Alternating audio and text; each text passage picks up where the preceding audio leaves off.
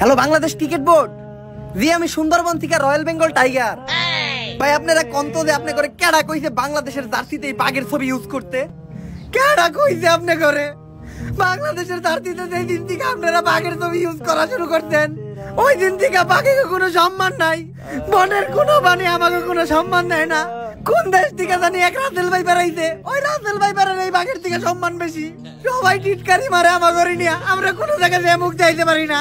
দেখেন ভাই last warning দিতাছি, বাংলাদেশের জার্সি থেকে এই বাঘের ছবি সরাইতে হইব, আর বাংলাদেশ টিমের নামের পাশ থেকে এই টাইগার নামটা সরাইতে হইব, নয়তো আমরা বনের যত বাঘ আছি সব এক এক করে কলা গাছের লোকে ফাঁসি দিয়ে আত্মহত্যা করবো।